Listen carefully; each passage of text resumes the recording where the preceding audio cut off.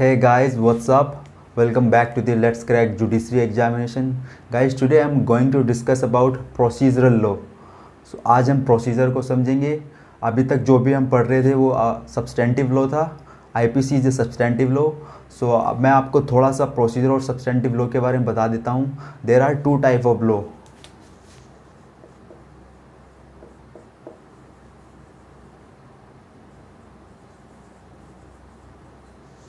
दो टाइप के लॉ होते हैं. First one is a substantive law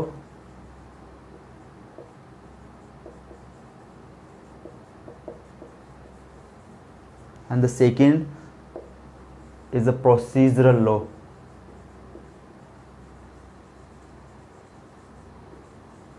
Procedural law also known as a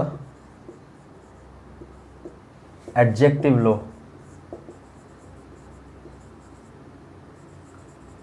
मैं थोड़ा थोड़ा सब्सटेंटिव लॉ और प्रोसीजरल लॉ को डिफाइन कर देता हूँ.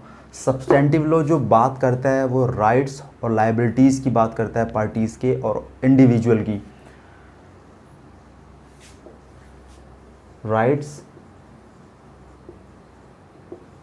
And liabilities. So substantive law rights आपके अधिकार और लाइबिलिटीज़ आपके दायित्व की बात करता है. जो लाइक एग्जांपल मैं अगर दूं तो सब्सटेंटिव लॉ के IPC, law of tort, contract act, specific relief act and constitution law. So these are substantive law. Now coming to the procedural law. Guys, जो procedural law है वो बात करता है प्रोसीजर, प्रैक्टिस की. वो कैसे आपके अगर सब्सटेंटिव लॉ के में जो राइट्स दिए हुए हैं उन राइट्स का अगर वायलेशन हो रहा है तो आप उन राइट्स को इन्फोर्स कैसे कराओगे. तो वो एक प्रोसीजर के थ्रू ये जो कोर्ट के अंदर जाओगे, प्रोसीजर चलेगा और उन राइट्स को आप कोर्ट के थ्रू इन्फोर्स कराओगे. सो जो प्रोसीजरल जो बात करता है प्रोसीजर की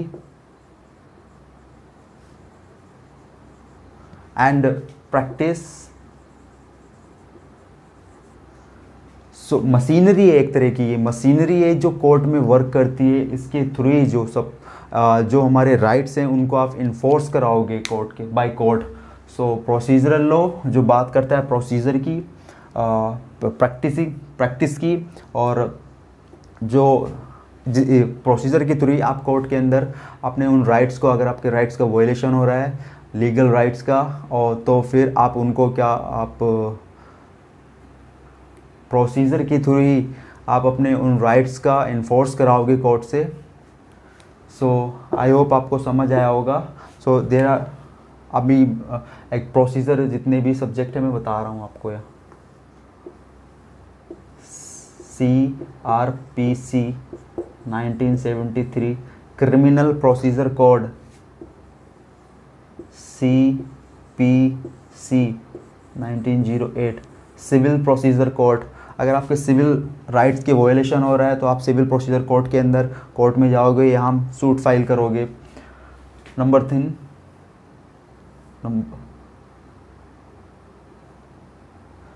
3 is evidence act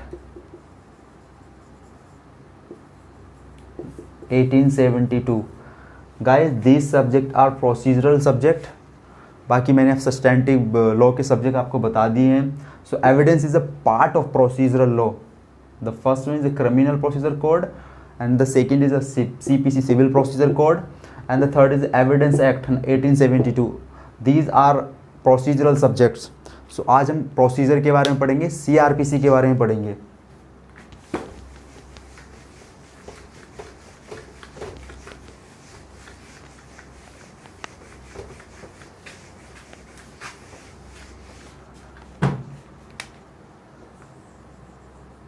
criminal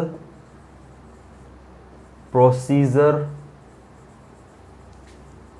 code 1973। Guys जब भी आप किसी कोड या एक्ट का अगर नाम लेते हो तो उसका नाम फुल नेम लेना विद ईयर, सो वो आपको इजी रहेगा रिमेंबर करने के लिए, और उससे आप कभी फिर उसके एक्ट का जो ईयर है वो कभी नहीं भूलोगे। सो आज हम क्रिमिनल प्रोसीजर कोड के बारे में बात करेंगे। Act number 2 1974, 25 of Jan 1974। Guys जो क्रिमिनल प्रोसीजर कोड है वो अगर आपके राइट जो आईपीसी का आपके जो आईपीसी के अंदर जो राइट्स हैं उनका वायलेशन हुआ है तो आप क्रिमिनल प्रोसीजर कोड के अंदर पूरा जो प्रोसीजर है उसके थ्रू आप कोर्ट में सूट फाइल करोगे और पूरा प्रोसीजर चलेगा। सो थोड़ा सा मैं लिखता हूँ, जो ये क्रिमिनल प्रोसीजर कोड है ये एक्ट नंबर 2 1974 में जो एक्ट बना था ये सेकंड नंबर का एक्ट था, और आप बेर एक्ट में देखना यहाँ पे एक डेट लिखी है 25 of Jan 1974। It is the enactment date. Enactment date वो डेट होती है जब प्रेसिडेंट उस बिल पे, जो बिल पास होता है पार्लियामेंट से, लोकसभा और राज्यसभा से, उसके बाद राष्ट्र प्रेसिडेंट की एसेंट मिलती है उसको, और जो प्रेसिडेंट साइन कर देते हैं उस बिल पे तब वो एक्ट बन जाता है। तो 25 ऑफ जैन 1974 को इस बिल पे प्रेसिडेंट ने साइन किए थे और एक्ट बन गया था, ये क्रिमिनल प्रोसीजर कोड बना था। सो अभी हम सेक्शन डिस्कस कर लेते हैं। सो पहला जो सेक्शन है इसका क्रिमिनल प्रोसीजर कोड का, वो डील करता है कमिटमेंट, ये कहाँ कहाँ एप्लीकेबल होगा। सो होल इंडिया के ऊपर ये एप्लीकेबल है, और पहले एक लाइन होती थी except Jammu and Kashmir, except JNK। So पहले आफ्टर, अभी क्या हुआ है कि जो आफ्टर 370 एब्रोगेट होने के बाद जो JNK वाली जो लाइन थी ये हटा दी गई है। सो अभी ये होल इंडिया पर एप्लीकेबल है। कुछ इसके चैप्टर, CRPC के चैप्टर 8,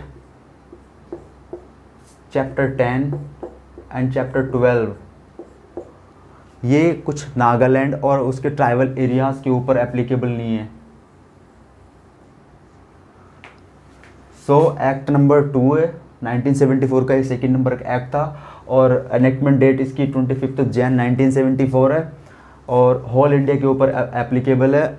अभी पूरे इंडिया के ऊपर एप्लीकेबल, कुछ ट्राइबल एरियाज़ नागालैंड को छोड़ के उन पे इसके चैप्टर 8, 10 और 12 नहीं एप्लीकेबल होते। Now coming to the section number 2, definition clause. Guys जो सेक्शन 2 है क्रिमिनल प्रोसीजर कोड का, CRPC का, वो डेफिनेशन क्लॉज की बात करता है। सारी डेफिनेशन प्री के पॉइंट ऑफ व्यू से बहुत इंपॉर्टेंट है, आपको सारी की सारी याद होनी चाहिए। आप क्रैम करो, कैसे भी करो, आप इनको रटो, कुछ भी करो, बट मेमोराइज करो इनको पूरा डेफिनेशन। और कुछ इंपॉर्टेंट डेफिनेशन में लिखता हूँ जो आपको याद करनी है।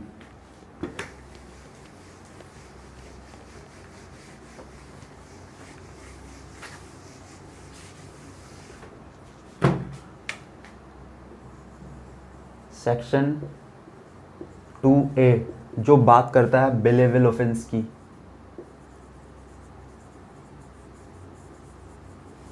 Section 2B charge. Section 2C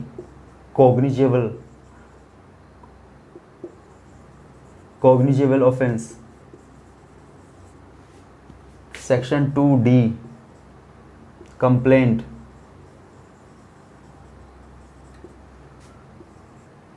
to G inquiry. 2H investigation. 2N offence and 2L non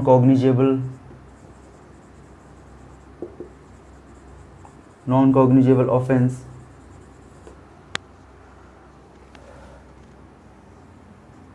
2X warrant. 2W summon and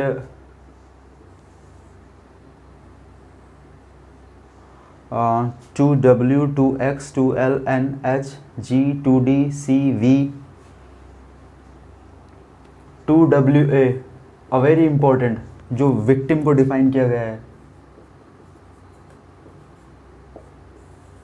so these are very important for pre exam के पॉइंट ऑफ व्यू से बहुत important definitions हैं. आप इनको अच्छे से याद कर लेना. बेलेबल ऑफेंस 2A में डिफाइन है. Bailable offence means which is shown as the bailable, जो फर्स्ट शेड्यूल के अंदर बेलेबल ऑफेंस दिखाया गया है, विच इज़ मेड बेलेबल, जो बेलेबल बनाए गए हैं बेलेबल ऑफेंस हैं. और इनके अलावा जो भी ऑफेंस हैं बेलेबल ऑफेंस को छोड़कर जितने भी नॉन बेलेबल ऑफेंस हैं. और द 2B चार्ज को डिफाइन करता है. 2C कॉग्निजेबल ऑफेंस जिनको हम सीरियस नेचर के क्राइम बोलते हैं, जिनमें जो पनिशमेंट का प्रोविज़न वो मोर देन 2 ईयर का प्रोविज़न है पनिशमेंट का. और 2D कंप्लेंट को डिफाइन करता है. और 2G इंक्वायरी, आप ऐसे याद सकते, एक 2G स्कैम हुआ था, 2G घोटाला, तो आप उसके साथ कनेक्ट कर सकते हैं. तो 2G घोटाला हो तो उसकी इंक्वायरी होगी. सो ये 2G में इंक्वायरी है. 2H इन्वेस्टिगेशन हमेशा जब भी करेगी पुलिस करेगी, उसका जो ऑब्जेक्ट है या उसका मोटिव है कलेक्शन ऑफ एविडेंस. जब भी आप इन्वेस्टिगेशन का वर्ड सुन रहे हो तो उसको हमेशा पुलिस करेगी. और उसमें क्या करेगी पुलिस? कलेक्ट करेगी, एविडेंस कलेक्ट करेगी. और 2N में ये ऑफेंस डिफाइन किया गया है. एनी एक्ट और omission which is punishable by the code. और IPC के अंदर जो पनिशेबल ऑफेंस हैं उनको ऑफेंस बोलते हैं. और 2L में नॉन कॉग्निजेबल ऑफेंस हैं. 2X में वारंट केसेस. 2W में समन केसेस हैं. और 2WA में विक्टिम को डिफाइन किया गया है. तो आप इन सारी डेफिनेशन को अच्छे से याद कर लेना. प्री के पॉइंट ऑफ व्यू से बहुत इंपॉर्टेंट डेफिनेशन है सारी. CRPC के अंदर टोटल सेक्शन 484 सेक्शन CRPC के अंदर, और चैप्टर 37 चैप्टर में डिवाइड है चैप्टर. अभी वो 484 सेक्शन जो है वो रिपील्ड हो चुका है. तो नाउ इस total section is 483 chapter 483 section and 37 chapter CRPC के अंदर हैं. सो गाइज नेक्स्ट वीडियो में हम CRPC के चैप्टर को डिस्कस करेंगे. आपको सारे चैप्टर्स और या फिर सारे सेक्शन आपको याद करने की ज़रूरत नहीं है. आप इम्पोर्टेंट चैप्टर ही कवर करो CRPC के, नहीं तो और ना ही आप कर पाओगे, इतने सारे सेक्शंस हैं इसके अंदर. सो हम नेक्स्ट वीडियो में चैप्टर को डिस्कस करेंगे. गाइज़ अगर वीडियो आपको इन्फॉर्मेटिव लगती है तो चैनल को सब्सक्राइब कर लेना और बेल आइकन को प्रेस कर देना. और कोई भी अगर क्वेरी है जुडिशरी एग्ज़ाम से रिलेटेड तो आप डिस्क्रिप्शन में मैं अपना नंबर छोड़ दूँगा, आप वहाँ जाके आप मेरे को पूछ सकते हो. Thank you so much.